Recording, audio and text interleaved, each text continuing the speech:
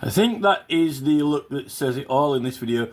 It kind of reminds me a little bit like Alan from Coach House Chambers, doesn't he? Like with Black Belt Barrister, this guy. He's got a similar kind of look and feel to him, although I actually like Alan. But so this is the police guy that Big Brother Watch have been interviewing. I don't know whether he's part of Big Brother Watch or whether he's just done this interview for them. But so I'm 6 minutes into it at this point, and I was compelled to start recording. So it's a new video. It's only 1 day old. I actually posted some things about informers, common informers, actual common informers,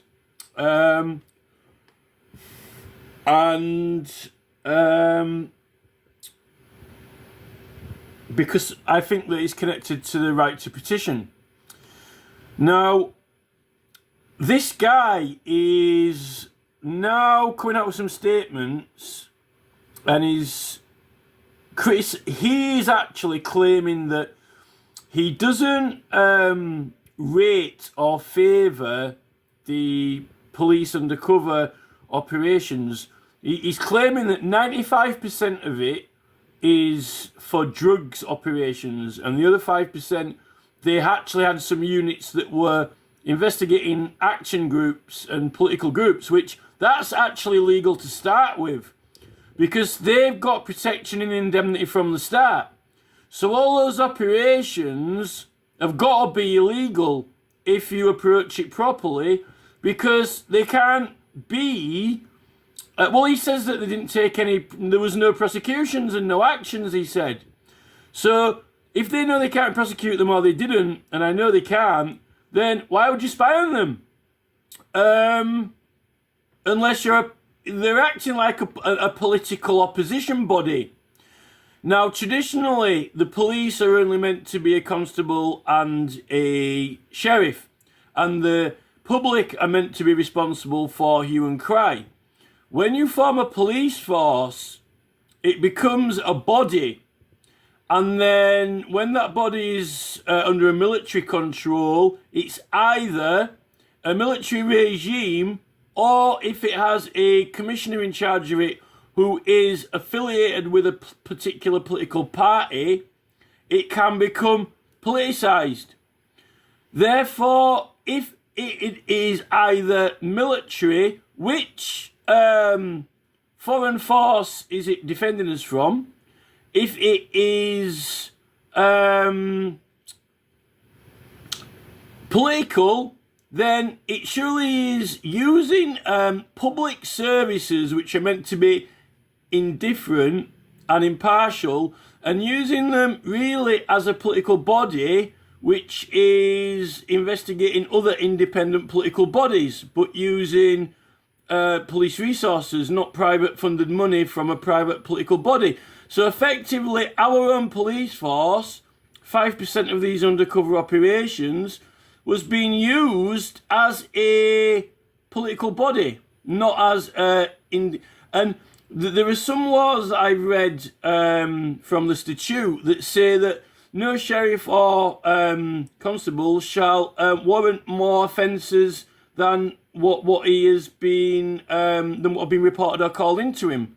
So it means that they're not supposed to go after crime, and then this whole new culture of setting up cameras everywhere, looking for crime, looking for people that's not been reported, but none of the reported crimes hardly get solved.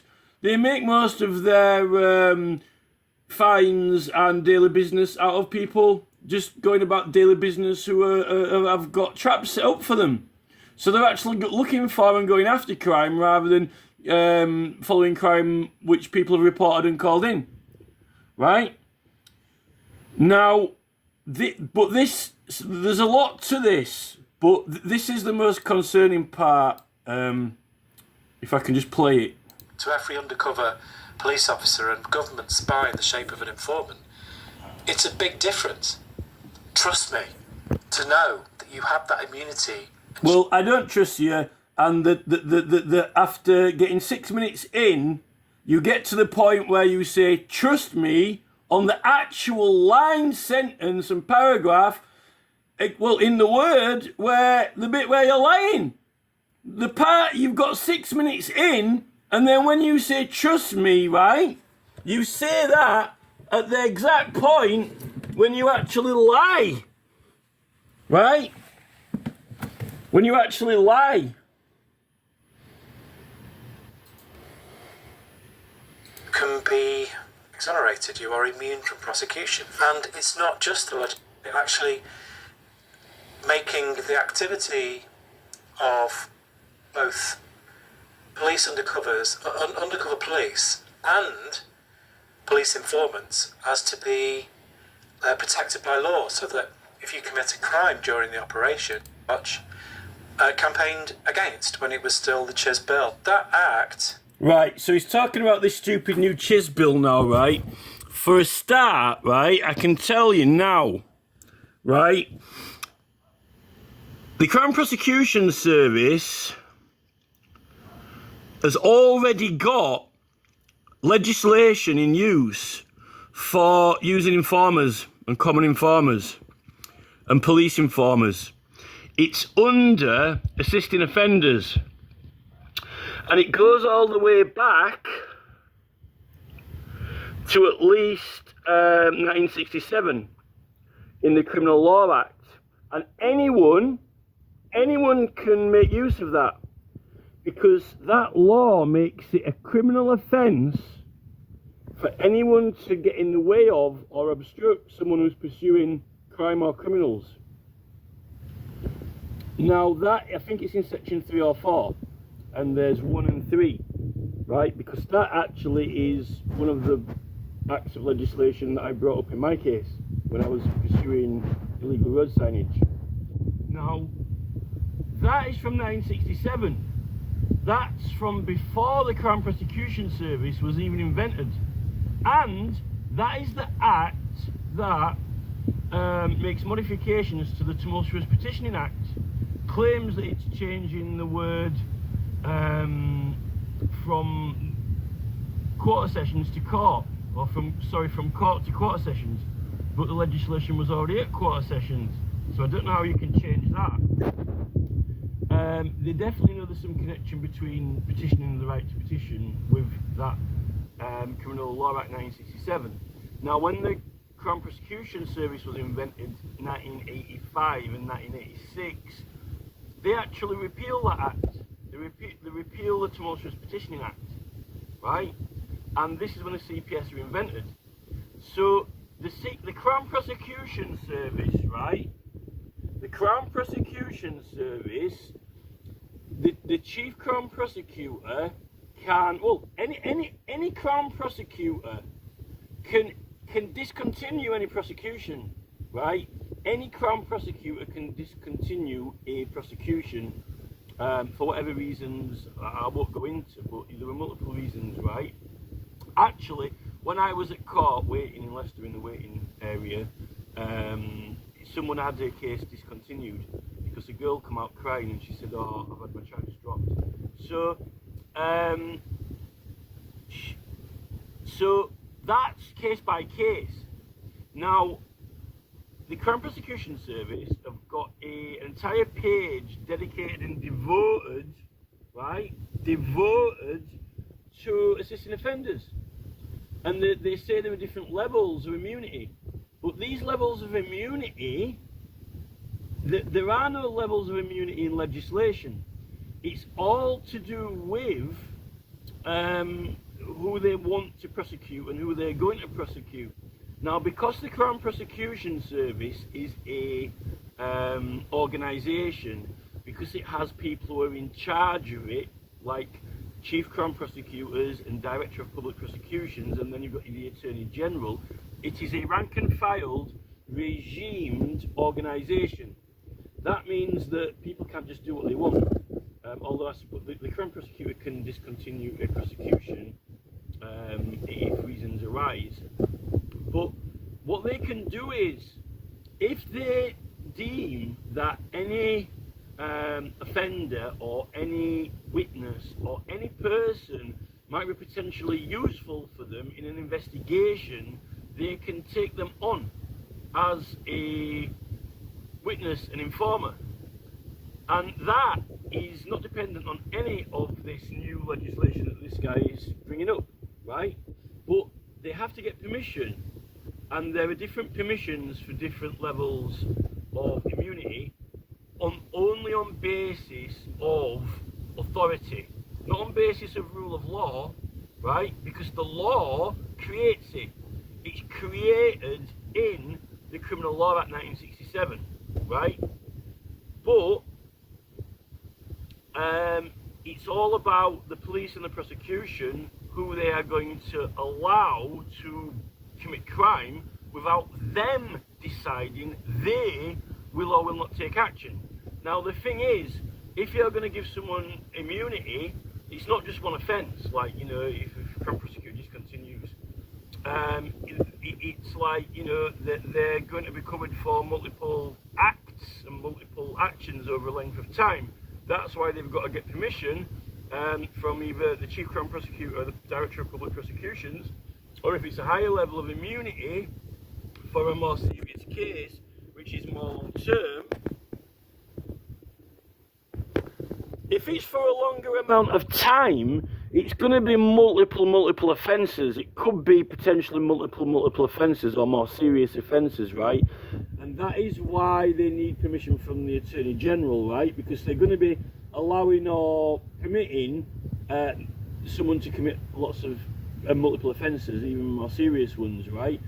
But that is permission to allow them to do it within the organisation of the CPS and the police, right?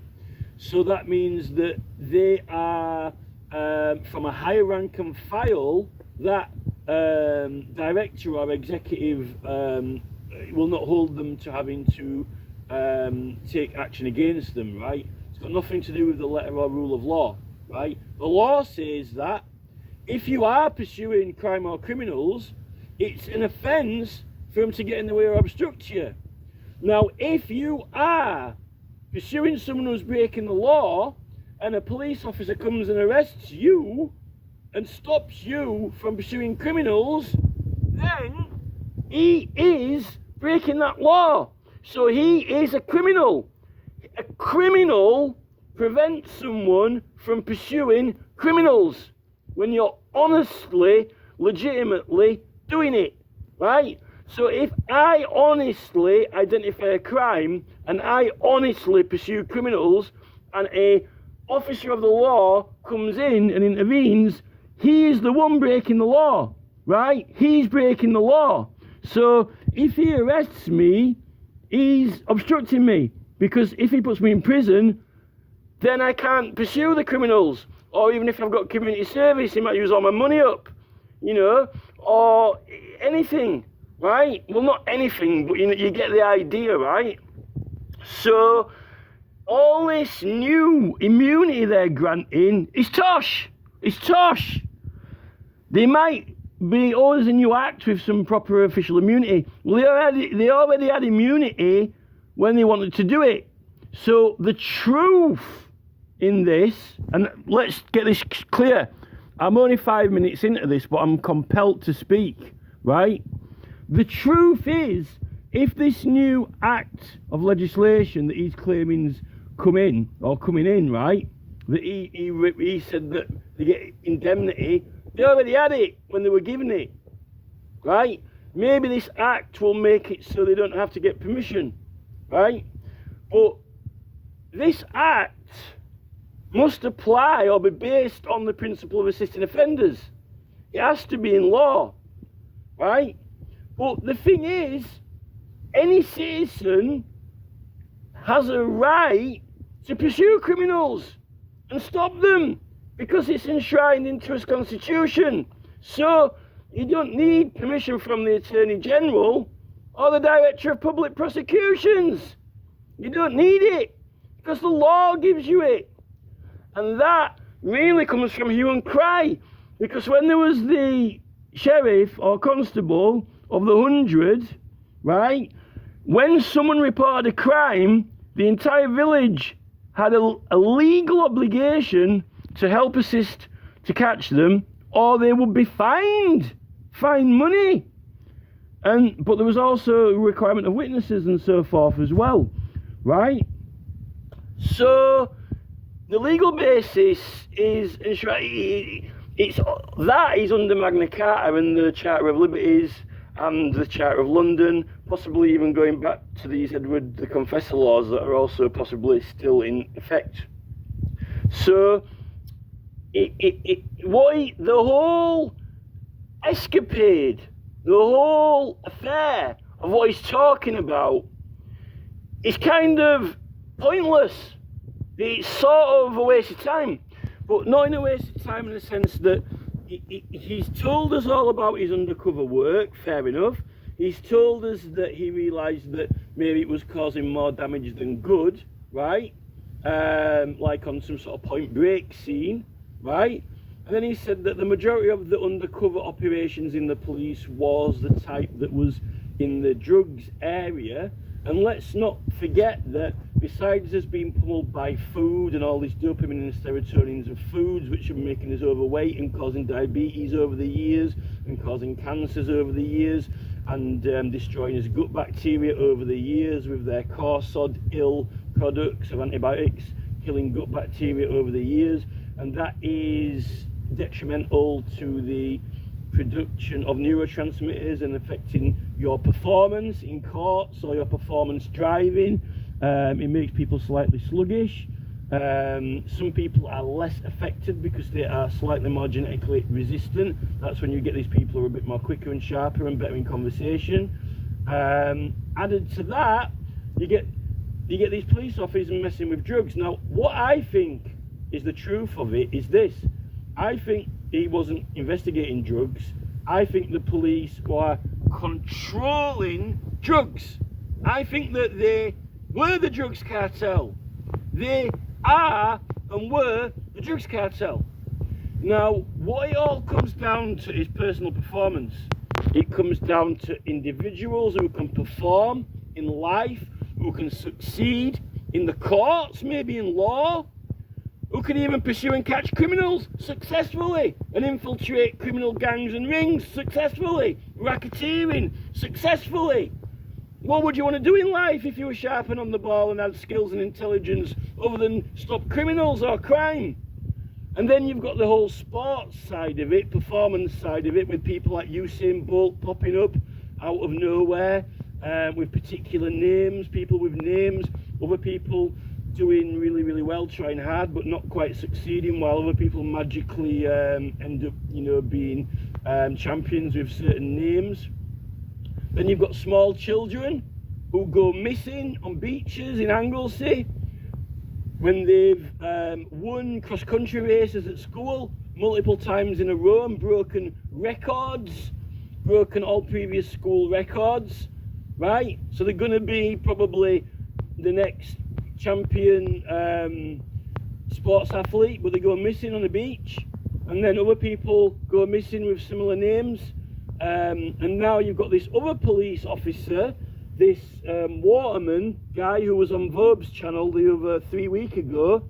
He's been investigating all the missing children and missing persons, and you go into Madeleine McCann, and then all these police officers are going undercover, police officers going missing, like that Anglesey, PC Phillips, whatever, goes missing at Anglesey, or he goes missing at Wallasey, not Anglesey, Wallasey.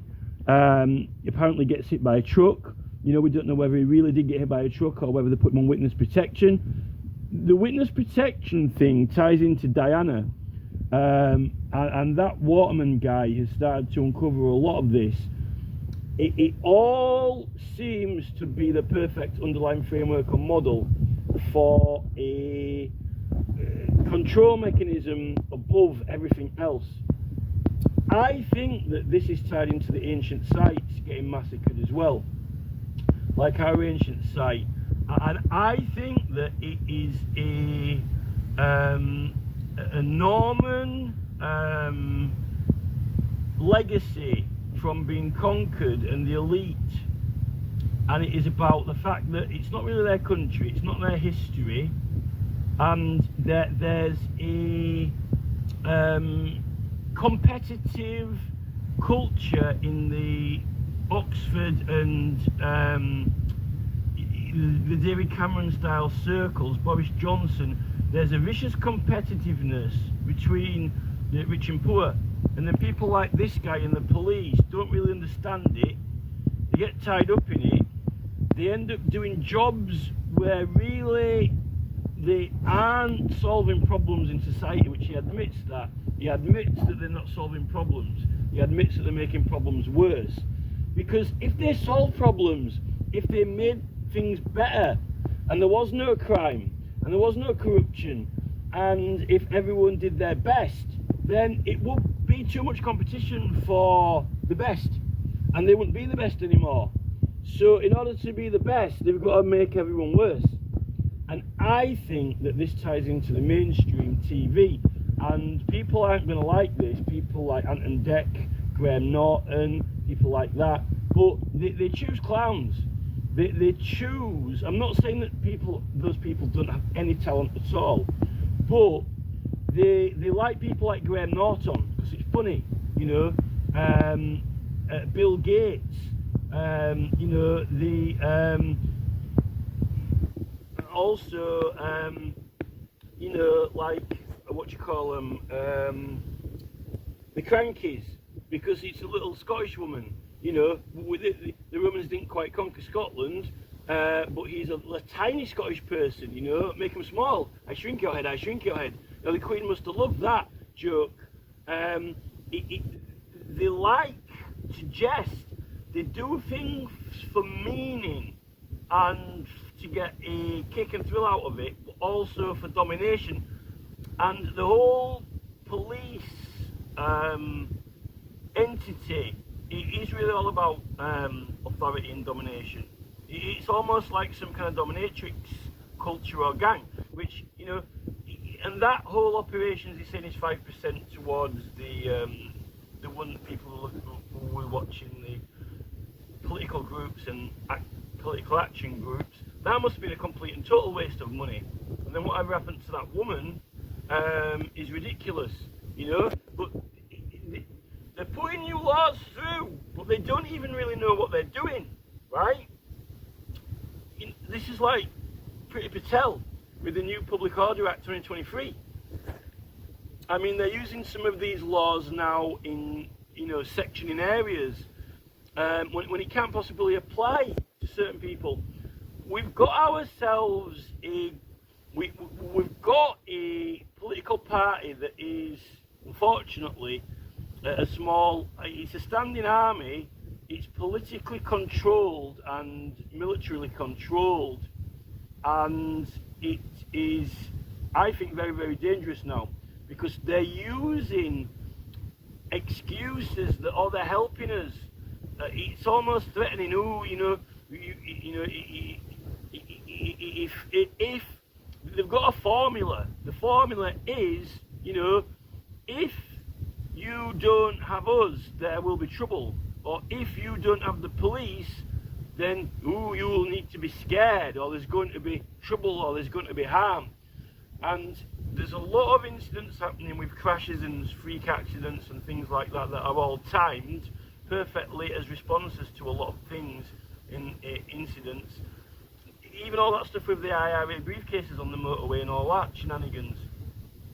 And I think a lot of that is tied into these frameworks with the missing children and missing persons and missing police officers and Boris Johnson's dad's next door neighbour and all that stuff. Because you need a framework for that. You need a framework for it. And once you find that there is a framework, like they found that there is that framework for the missing children, then they're going to use that framework for other things, not just witness protection. In fact, the term witness protection, it's ironic, because if you interpret it, right, the only thing that they can prosecute people are witnesses, good solid witnesses with evidence. Now, if there's if this framework, or if these police are protected from witnesses, then no one can prosecute them or find out what they're doing. So if you've got a corrupt racketeering group who can protect themselves from witnesses, then you've got a witness protection program.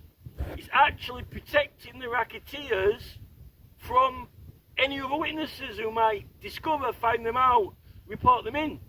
And this could even be by using BT, for phones, if someone did see these police doing any of these frameworks and tried to call it in, then suddenly the phone goes, or Facebook posts getting removed, 77th Brigade. You need a combing network higher up the level to comb away anyone reporting or calling it in that will discover them. And that's how they protect themselves. So if you think of the idea of witness protection, actually it is protecting the establishment from any witnesses that could get them convicted. But the problem is, even when we do know they're blatantly doing things wrong, they're protecting themselves by just brick-walling it. I mean, that PC Waterman guy has just said on Verbs a few weeks ago, he said that, even he has been emailing all MPs and people, he gets no response. I've given up. I'm stressed, so I don't read letters now because it upsets me. But even these people who are continuing to send letters, receive and read them thoroughly, and then give thorough, concise replies back, correct and in order, with strong legal arguments, they're still getting brick walled. So, why does it matter about people like me who've, sort of given up? Well, I haven't completely given up because I'm still on with some things now, but, they win by ignorance. They win because they control the system. This is it. So all this about undercover policing and this new legislation part is kind of tosh. If it gives them the ability to do it without needing permission from the Chief Crown Prosecutor or the Attorney General, then, they can stick it. But why claim, right, that they've just invented it? It's brand new. When it's not. It's not brand new. They've not invented it. And in fact, this ex-police officer is even now misleading us on Big Brother Watch as to make us think that they're going to just come up with this indemnity. And also in the Magna Carta and in the Great Charters, all police are equally answerable to the public. The public can prosecute the police as much as the police can prosecute the public, or the mayor, or any other person under the Charter, right? In civilian society, everyone is equal to each other. Now, the difference between police and petitioning Parliament is this, that when you petition Parliament, you're bringing a national case of great importance, and it's under a different jurisdiction of the whole country. The police chiefs and local police, county police, only operate under a charter, right?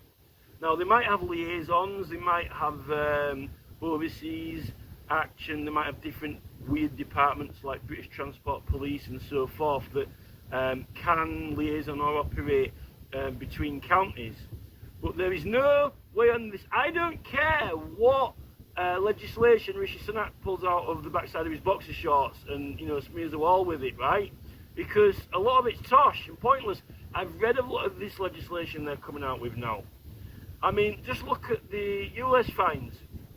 We know for certain that the Blackwall Tunnel is toll-free. And I believe it's toll-free because of that Magna Carta Clause 13, which is now Magna Carta Clause 9 in the new one, right? And it's obvious. It says all, the words all, the old liberties of London. Not some of them, all of them. And those liberties of London are that you can't be charged the land or river toll within the Liberty of London, right? Which is why the Blackwall Tunnel doesn't have a toll.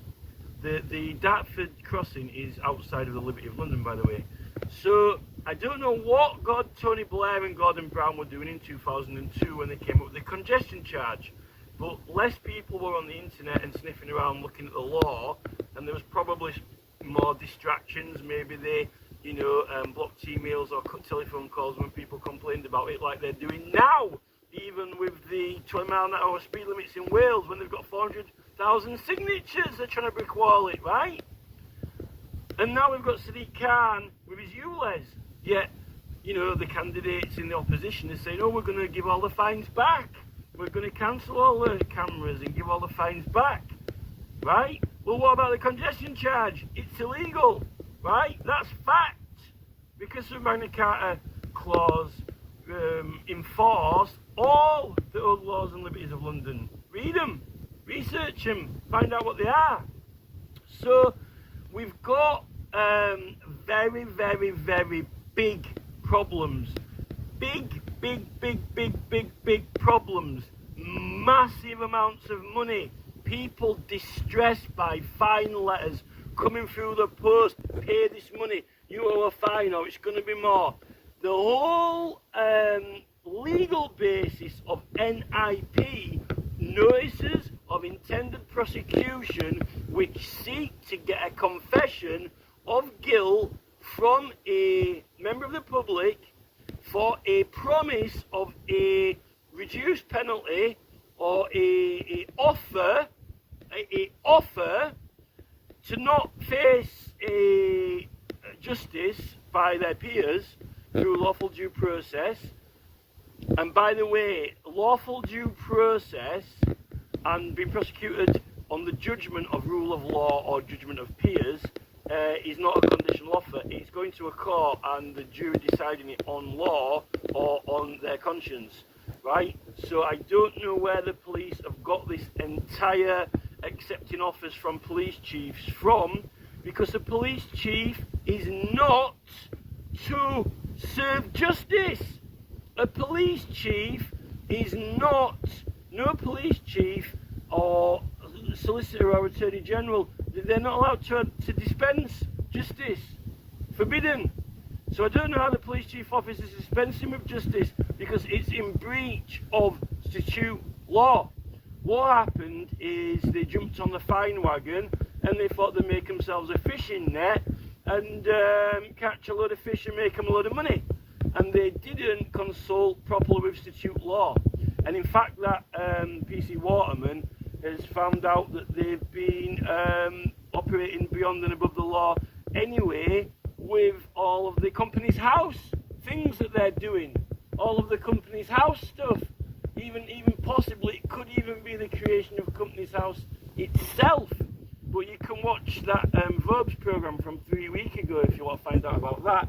He's done all about it. So I don't know, you know, it's a relief that this guy's, but you know, can we trust a word this guy says? Can we trust a single word this guy says? Right? Can we? Just a word he says. But going with what he says, he claims, right, that it's only, you know, 95% drugs and 5% on other stuff. Well, that political actions and groups, that all of that's illegal. He's saying they didn't take any actions or prosecutions. Not only was that a waste of money, probably paid for by all our fines, which were all illegal anyway in the first place, but it's actually illegal because you can't bring any prosecutions against those people because they're protected. So that was a waste of time. I would say that it extends a lot more than that. I would say you're getting into the territory of, like with Robert F. Kennedy Jr. now, it's out in the open that Biden is trying to actively prevent him from getting on the ballot, actively prevent him from even fairly competing. I would say that the political parties have been actively trying to quell all these political action groups and either of the political parties, I don't know, you know, making phones not answer when they make phone calls or making people not respond to letters. I dread to think how far and deep it goes and who's involved or not, right? Because we've got 77th Brigade, secret covert groups under Charles. Now we find out the Privy Council have got a special oath where they can't even understand, see or comprehend the King doing anything wrong, short of murder. They've got to turn a blind eye. So, you know, who's sworn into this oath? Well, the leader of the Lib Dems. We've got Tony Blair, who's now knocking around. Not only did he do the congestion charge illegally, now he's knocking around in between governments like some kind of Sith Lord, getting other governments to set up their entire government framework in compliance with the model that they've got for the World WEF globalist agenda. So all governments are conforming to the same computer systems frameworks, blah blah blah blah blah, so they can easily be assimilated and taken over. And they're all under Starship Enterprise. Probably Tony Blair's probably landed them some new uniforms as well. And then you've got Nick Clegg, as well as part of this weird Sith oath, sorting out all the platform side of it. Facebook, with Mark Zuckerberg taking down people's Facebook pages, and you've got the whole my YouTube channel with all my evidence has been taken, which is illegal. What support do we get from the Petitioners Committee? None. What support do we get from the police? None. Right? Serious evidence. It's diabolically corrupt, and I think it's got worse and worse and worse with the technology, because these people, the more and more trouble they get in, then the more and more they're going to have to avoid getting caught, because when they're all, once they're all submerged under the water, once they've all got their hands dirty and it gets more and more and more serious, they're gonna be more and more corrupt to fight it, more and more corrupt to wriggle, writhe, lie, cheat and steal to get away from being found guilty. And actually, this new legislation they've brought up is tosh, because great officers for great crimes have to be prosecuted in Parliament anyway, and Parliament's jurisdiction is supreme, right? And even the Lords, actually, if you look back to the Charter of Liberties, Lords can be prosecuted. So then you've got Judge Jeremy Johnson, KC, with his Lord Anningfield paper that was also tosh, mostly tosh, because Lord Anningfield could be prosecuted, although his indemnity protected him from going to prison, but not. They're actually not allowed to make judgments on things that are for Parliament. So if it's something, and that's what it comes down to, because with political actions, a lot of the things that you do usually are clearly and obviously required, like putting notices up and painting things. It's all clearly legislated under the Town and Country Planning Acts. Yet, even Max Hill managed to completely miss it out. And then again, they're throwing criminal damage charges at it. I don't think that it protects them from treason. It can't do. This actually, it's treason. This is like racketeering on a grandiose scale, And so what if even if they do get indemnity, send them to America. They'll soon sort them out over there. They're wanting to sort Julian Assange out. Maybe Putin can smoke them all with a missile. What can you do with these people? What we can do is get the law changed and get some proper legitimate people in government, and we'll put the law as it needs to be. That's what we need to do. But people need to understand what's going on, and I haven't even got into this program properly yet. This is just from 6 minutes in.